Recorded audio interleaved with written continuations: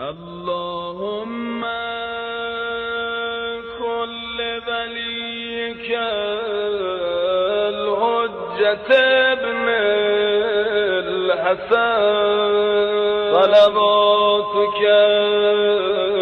عليه وعلى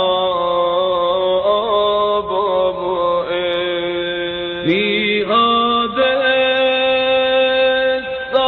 الساعة وفي كل ساعة وليا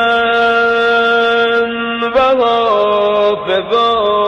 وقائدا وناصرا ودليلا وعينا حتى تسكنه أرضك طوعا وتمتعه فيها طويلا